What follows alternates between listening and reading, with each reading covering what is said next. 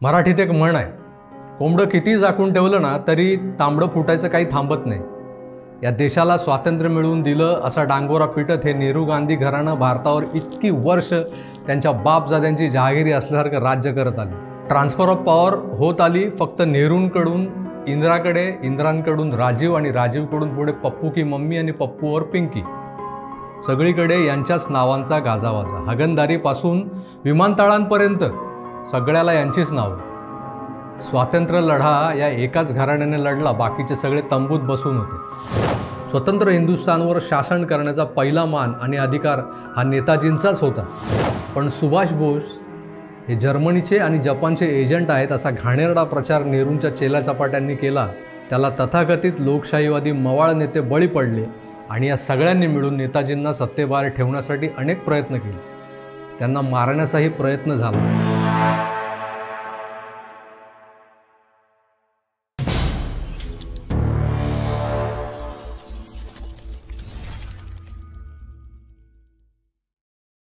आज 23 जानेवारी. आजच्या दिवसाचं महत्त्व काय असं जर कोणी मला विचारलं तर माझ्याकडे त्यावर दोन उत्तर आहेत. एक म्हणजे आज हिंदू हृदय सम्राट शिवसेना प्रमुख माननीय बाळासाहेब ठाकरे यांची जयंती आहे. तर दुसरं कारण आहे, आज आझाद हिंद सेनेचे संस्थापक नेताजी सुभाषचंद्र बोस यांचाही जन्मदिवस आहे. इनफॅक्ट नेताजींची 125वी जयंती आज आपण साजरी करत आहोत. दिवस तसा खासच म्हणावा लागेल, नाही का? नमस्कार मित्रांनो, तुम्ही पाहताय आकार DG9 आणि मी आहे प्रभाकर सूर्यवंशी. मित्रांनो, मी आज जरा भूतकाळात डोकावणार आहे. कालच आपण पाहिलं की अमर जवानांच्या स्मृत्यर्थ तेवणाऱ्या अखंड ज्योतीवर कशा पद्धतीनं खंड विवाद उत्पन्न केले गेले. खरं तर हा मुद्दा समजून न घेताच निव्वळ विरोधाला विरोध करायचा म्हणून काँग्रेसनं अतिशय बिनडोकपणे उचललं. त्यातून साध्य काय झालं? अख्ख्या देशात काँग्रेसचं हसू झालं. अगदी स्वातंत्र्यपूर्व काळातही नेहरू, गांधी आणि त्यांच्या काँग्रेसच्या या कोत्या मनोवृत्तीचा फटका जर कोणाला मोठ्या प्रमाणात बसला असेल तर तो या देशाला स्वातंत्र्य मिळवून देण्यासाठी जीवाची बाजी लावणाऱ्या क्रांतिकारकांना. काँग्रेसमध्ये जे इंग्रजांचे एजंट होते त्यांना कधी फारसा त्रास झाला नाही. चुकून माकून कधी त्यांना तुरुंगात टाकलं गेलं तर त्यांना तुरुंगवासातही एकदम उत्तम सोयी सुविधा मिळायच्या.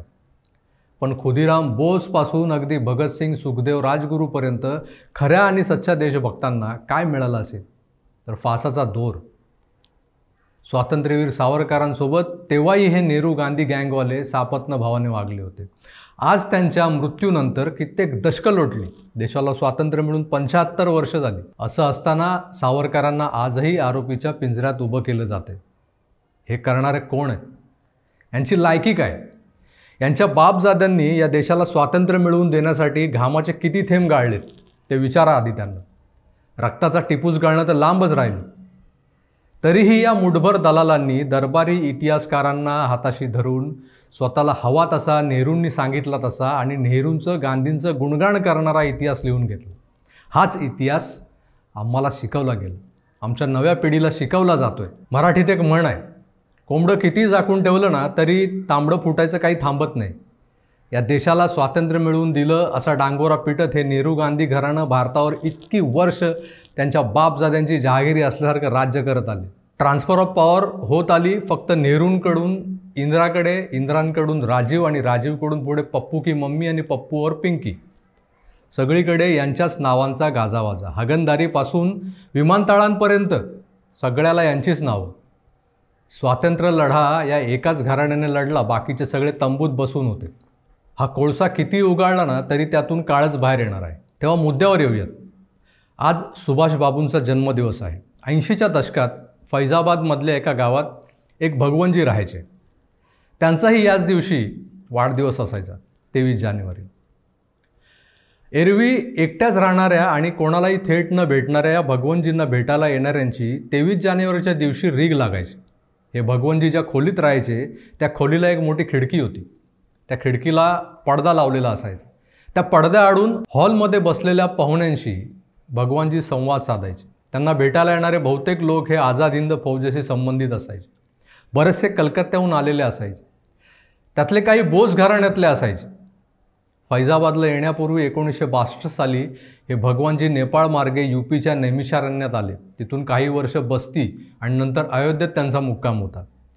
अयोध्येत त्यांची खरी ओळख उघड होते असं वाटल्यामुळे कदाचित त्यांनी त्यांचा मुक्काम त्यावेळच्या थोड्याशा निर्जन अशा खेडेगावात म्हणजे फैजाबाद जवळच्या रामभवनमध्ये हलवला होता. हेच भगवानजी पुढे गुमनामी बाबा या नावाने प्रसारमाध्यमांमध्ये चर्चेत आले. पण हे गुमनामी बाबा म्हणजेच नेताजी सुभाषचंद्र बोस होते का? ते नेताजीच होते तर ते कलकत्त्यात आपल्या आलिशान घरात न राहता इथे असं गुमनामीत का जगत राहील? त्यांनी आपली खरी ओळख का लपवली? हे असे अनेक प्रश्न ते जोवर जिवंत होते तोवर म्हणजे 1985 पर्यंत अनुत्तरितच राहिले. कारण ते स्वतः कोणाशी बोलत नव्हते, ते थेट कोणाला भेटत नव्हते. पण त्यांच्या निधनानंतर त्यांच्या या घरातून ज्या वस्तू सापडल्या त्या वस्तूच स्वयंस्पष्ट करत होत्या की याचा वापर करता कोणी सामान्य गुमनामी बाबा भगवनजी वगैरे नव्हता, तर तो थोर सेनानी आझाद हिंद फौजेचा संस्थापक नेताजी सुभाषचंद्र बोस होता. त्या वस्तू नेमक्या काय होत्या हे दाखवणारा हा व्हिडिओ पहा. A set of boxes belonging to Gumnami Baba, believed to be Netaji Subhash Chandra Bose in disguise, were put on display by Faizabad District Treasury in Uttar Pradesh. Shakti Singh, chief of Subhash Chandra Bose Rashtriya Vichar Kendra, Faizabad, informed that a German binocular, some expensive watches and an England-made typewriter are amongst the relics recovered from the secret box. आज तो भी सामान खुलने की शुरुआत ही हुई है और शुरुआत में सबसे महत्वपूर्ण चीज़ जो मिली है वो जो नेताजी के इस्तेमाल करने वाली रोलेक्स घड़ी हुआ करती थी वो यहाँ पर मिली है. इसके अलावा एक ओमेगा घड़ी भी इस्तेमाल करते थे, वो भी यहाँ पर मिली है. क्या वजह है कि जो नेताजी जिन घड़ियों को इस्तेमाल करते थे वही घड़ियाँ गुमनामी बाबा के पास से मिल रही हैं. और इसके अलावा एक बहुत महत्वपूर्ण बात जो ये है कि हमारे एक नहीं बल्कि दो सरसंघ चालक माननीय गुरु गोलवलकर साहब और सुदर्शन जी, दोनों लोगों के सीधे संपर्क सूत्र जो हैं कहीं न कहीं से गुमनामी बाबा से थे. उनके पत्र में बात साफ जाहिर होती है. और माननीय सुदर्शन जी ने तो यहाँ तक कहा था कि सन 85 तक नेताजी सुभाष चंद्र बोस जीवित रहे हैं. इस बात के पूरे प्रमाण हैं और तमाम अखबारों में उनका यह वक्तव्य भी छप चुका है. अब तक मुख्य कौन सा सामान मिला है? अब तक कितने बक्से खोले जा चुके हैं? लगभग सारे बक्से खोले जा चुके हैं. ये आखिरी बक्सा चल रहा है इस समय. और आज में जो सामान निकले हैं जो मैंने बता दिया आपको, 2 घड़ियां हैं जो हाथ में पहनने वाली हैं और एक घड़ी जो है पॉकेट में रखने वाली है. इसके अलावा कुछ विदेशी सिगार पाइप भी वहां पर मिले हुए हैं उनके सामानों में. जी, अगर इस संक्षेप में कहें तो उसको अब तक जितने बक्से खोले गए हैं, कुल कितने बक्से खोले गए हैं और उसमें अगर महत्वपूर्ण वस्तुओं जो नेताजी से सीधे कनेक्ट करती हैं वो कौन कौन सी वस्तुएं हैं? देखिए, यहाँ तो जो जितनी भी चीजें निकल रही सब कहीं ना कहीं से वो नेताजी से संबंधित जरूर आ रही हैं. ये बात हो सकता है बहुतों के लिए नई हो, लेकिन चूंकि मैंने अपने सामने सारे सामानों को इन्वेंट्री बना के यहाँ पर आते हुए देखा है और मैं उनके साथ 3 वर्ष बिता के ये भी देख चुका हूँ कि कौन कौन चीजें उनके इस्तेमाल में आती थी. लगभग सभी वस्तुएं ऐसी हैं जो कहीं ना कहीं से इशारा करती हैं कि वो नेताजी से संबंधित है. इनमें खास चीज़ों में जैसे आप देख लीजिए कि इंग्लैंड का बना हुआ टाइपराइटर है, जर्मनी की बनी दूरबीन है और आज के सामानों में एक जर्मनी की बनी सुइयां निकली हैं. अब आप सोचिए आदमी कितना सिस्टमेटिक है जिसके पास की एक पैकिंग में, जर्मनी की पैकिंग में कपड़ा सिलने की सुइयां रखी हुई हैं.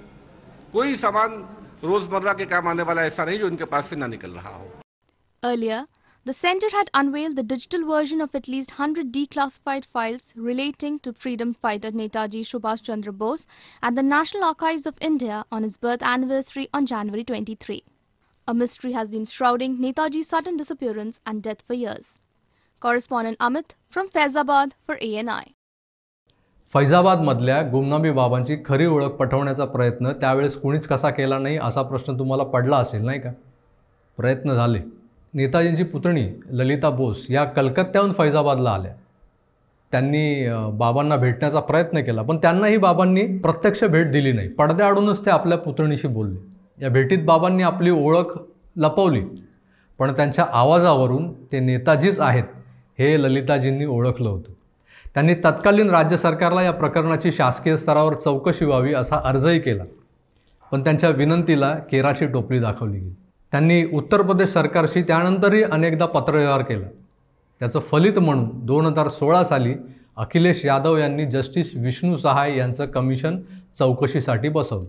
या कमिशनचा रिपोर्ट कोणत्याही कन्क्लुजन विना, कोणत्याही निष्कर्षाविना सादर झाला. पण जस्टिस साय यांना या चौकशी दरम्यान भेटलेल्या प्रत्येकाने खाजगीत मात्र मान्य केलं होतं की हे नेताजीच होते.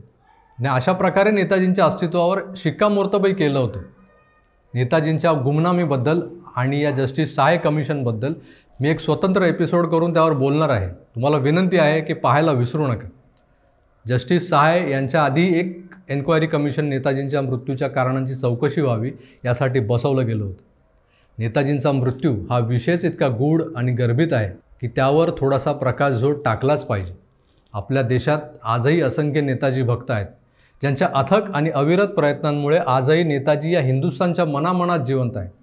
Kapil Kumar, Anuj Dhar, G D. Bakshi, colonel R.S.N. Singh, Sushil Pandit यांच्यासारख्या ॲक्टिव्हिस्टच्या प्रयत्नांनी पंतप्रधान मोदींनी 4 डिसेंबर 2015 साली नेताजींच्या संदर्भातल्या सिक्रेट फाईल्स डिक्लासिफाय केल्या. पण गोम अशी होती की या सगळ्या कागदपत्रांमधले संदर्भ हे सरकारी बाबूंनी लिहिलेले होते. आता सरकारी बाबूंनी लिहिलेले असलं त्यातून काय साध्य होणार आहे आणि त्यातून काय हाताशी लागणार आहे.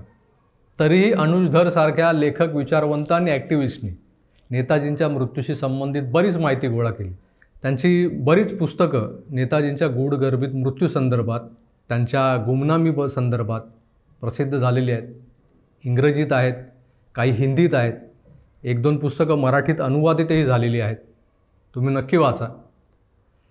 नेताजींच्या मृत्यूबाबत 1952-53 मध्ये जेव्हा संसदेत चर्चा झाली तेव्हा नेहरूंकडून एक ठराविक साच्यातलं उत्तर देण्यात आलं.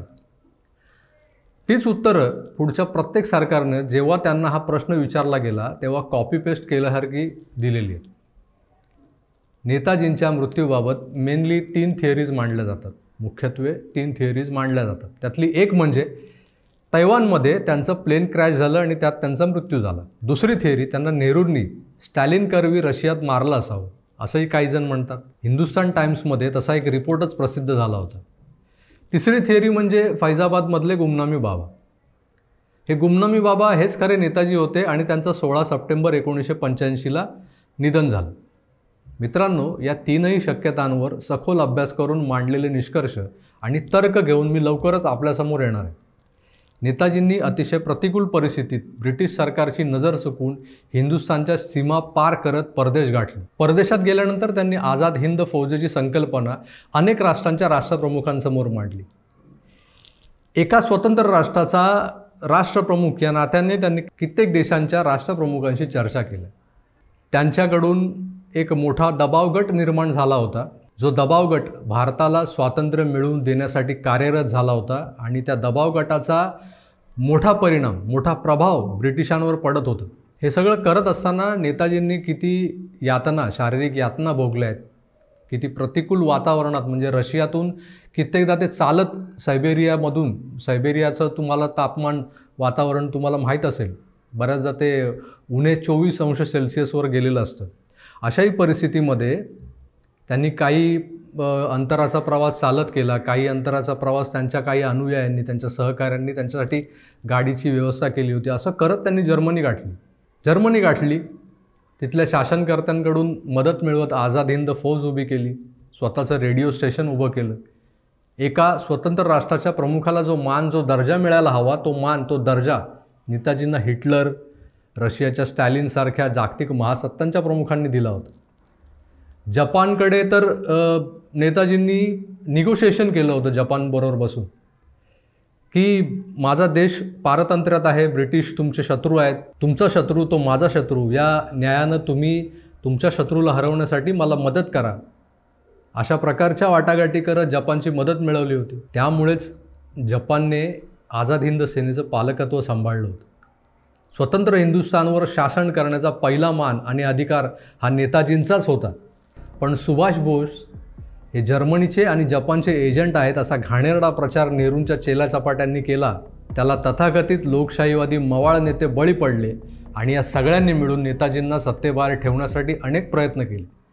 त्यांना मारण्याचाही प्रयत्न झाला, पण त्यातून ते कसे बचावले किंवा त्या घटनेमागचं नेमकं सत्य काय आहे हे जाणून घेण्यासाठी तुम्हाला थोडीशी वाट पाहावी लागेल. आज नेताजींच्या 125व्या जयंतीदिनी त्यांचं स्मरण करून त्यांना आदरांजली व्हावी यासाठी हा एक गोषवारा मी सादर केलेला आहे. पुढच्या सविस्तर विश्लेषणांसाठी, विवेचनांसाठी पाहत राहा आकार DG9. धन्यवाद. नमस्कार. जय हिंद.